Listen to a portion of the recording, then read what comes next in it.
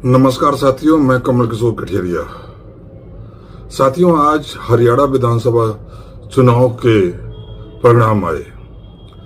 5 अक्टूबर को मतदान हुआ था और आज काउंटिंग का दिन था। परिणाम बहुत ही अप्रत्याशित रहे, क्योंकि 5 तारीख को मतदान के बाद से ही जितने भी एग्जिट पोल थे, चाहे कोई भी टीवी चैनल रहा हो, सोशल मीडिया का किसी का पर्सनल चैनल रहा हो, या जितने भी राजनीतिक पंडित हैं जो कि ऐसे मौके पर अपनी बयानबाजी करते हैं, अपनी ओपिनियन देते हैं, उन सभी ने कांग्रेस की एक तरफा जीत दिखाई थी और सभी ने कह रखा था कि कांग्रेस बड़े बहुमत से सरकार बनाएगी। कहा तो ये भी जा रहा है कि आरएसएस ने भी एक अपना आंतरिक सर्वे करवाया था, उसमें भी कांग्रेस को जीतता हुआ दिखाया था। लेकिन जो भी हो, सब ये मान के चल रहे थे कि कांग्रेस जीतेगी। लेकिन आज जो परिणाम आए वो एकदम चौंकाने वाले थे, अप्रत्याशित। सुबह जब पोस्टल बैलेट की काउंटिंग शुरू हुई, तब तो कांग्रेस एकदम लीड करती हुई दिखाई गई टीवी चैनलों पर। यहां तक कि एक बार तो उसने 71 का आंकड़ा भी छू लिया। 90 सीटों में 71 सीट कांग्रेस के लोग सेलिब्रेट भी करने लगे। लेकिन दोपहर को आते आते स्थिति एकदम पलट गई। मतलब जैसे ही ईवीएम मशीन की काउंटिंग शुरू हुई, वो खुलना शुरू हुई, वैसे स्थिति पलटते गई और दोपहर तक अच्छी खासी लीड भाजपा ने कांग्रेस पर ले ली।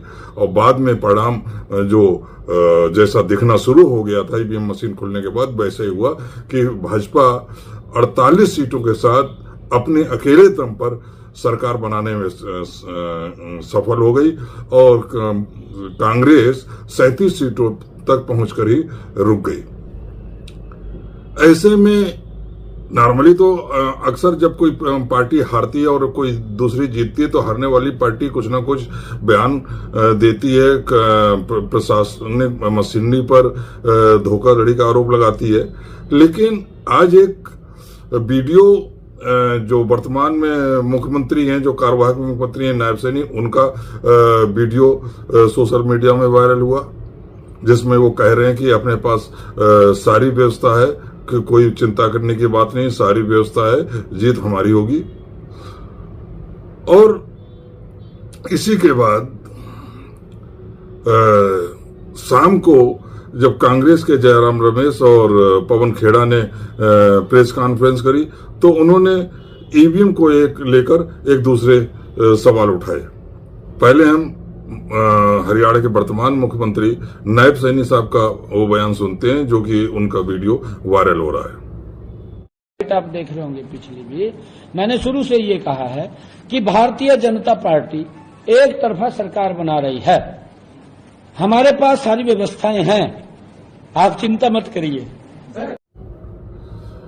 अब इस बयान के बाद शाम को जब प्रेस कॉन्फ्रेंस करी कांग्रेस के जयराम रमेश और पवन खेड़ा ने, तो उसमें उन्होंने सीधा आरोप लगाया कि इसमें धांधलेबाजी की गई है। उन्होंने ईवीएम मशीन में क्या धांधलेबाजी की है वो नहीं कहा। उन्होंने कहा कि बहुत सारी ईवीएम मशीन ऐसी मिली हैं जिसमें कि 99% बैटरी रिचार्ज थी।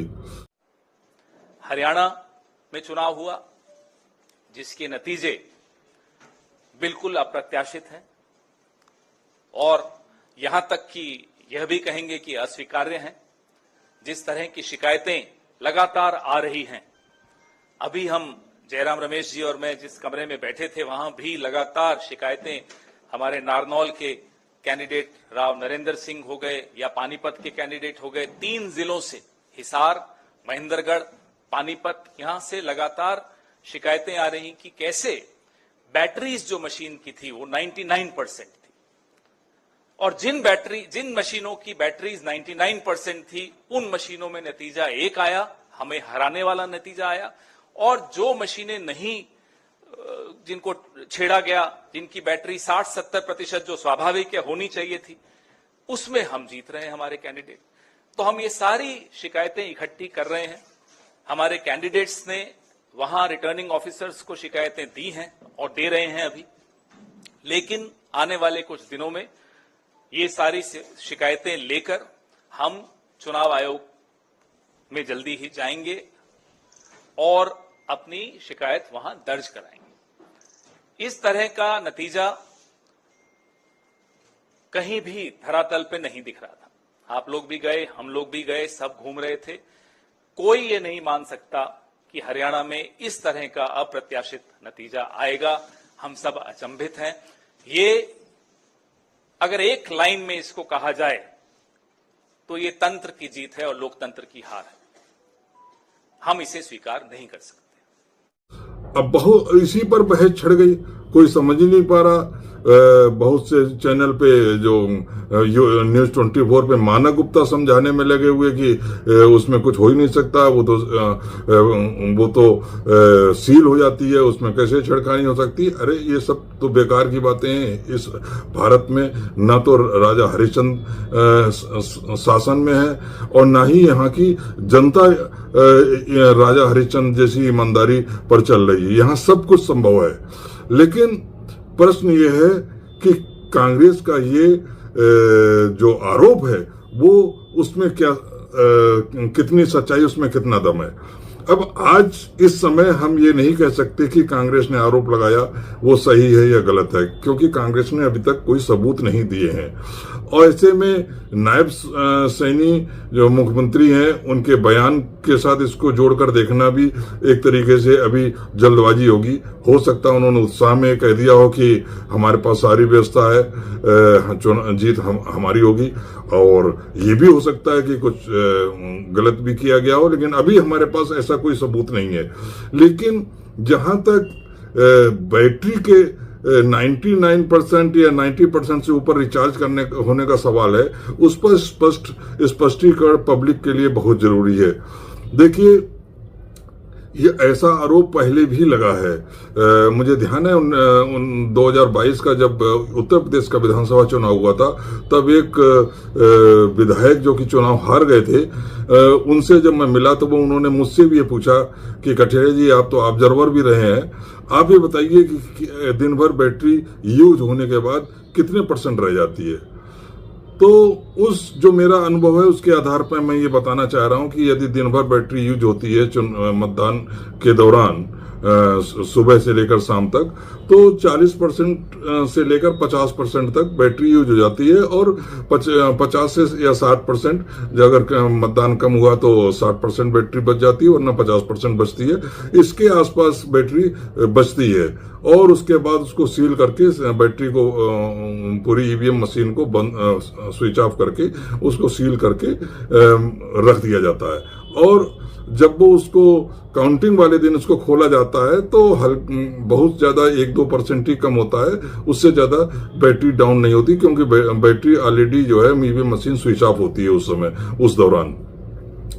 तो ऐसे में यदि कोई ईवीएम मशीन मिलती है जिसकी की बैटरी 99% या 90% से ज्यादा रिचार्ज है, तो वो तो शक के दायरे में वो मशीन आ ही जाएगी। अब मैं ये नहीं कह रहा हूं कि कांग्रेस ने जो बयान दिया है वो सही है, क्योंकि अभी तक उन्होंने कोई सबूत नहीं दिया। लेकिन यदि उनका आरोप ये सही है और कुछ जगहों पर ये मशीनें ऐसी मिली हैं कि वो 99% या 90% से ज्यादा रिचार्ज है, तो इसका मतलब है कि कुछ ना कुछ गड़बड़ है। ये तभी संभव है जब मशीन उनको बदल दिया गया हो, उनको रिप्लेस कर दिया गया हो, और दूसरी मशीनें उनके साथ उनकी जगह पर रख दी गई हो, और उनका नंबर सेम सीरियल नंबर का हो। ऐसा तभी संभव है जब सेम सीरियल नंबर की मशीन से उस मशीन को रिप्लेस कर दिया गया हो, और जब सेम सीरियल नंबर की मशीन सील करके रिप्लेस की गई है तो उसको पहचानना भी मुश्किल होगा, क्योंकि उसका सीरियल नंबर सेम होगा।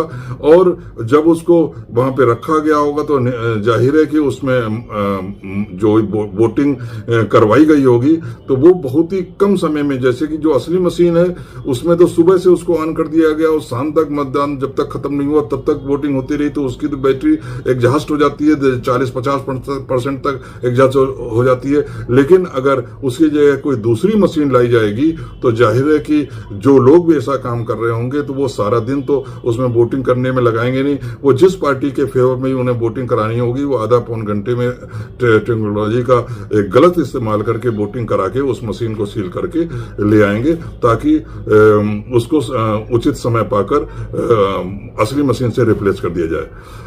तो यदि ये इस तरीके का कांग्रेस ने जो आरोप लगाया है और वो वाकई सच्चा है और वो इस तरह का सबूत दे देते हैं तो निश्चित रूप से ये बहुत ही गंभीर मामला है भारतीय लोकतंत्र के लिए।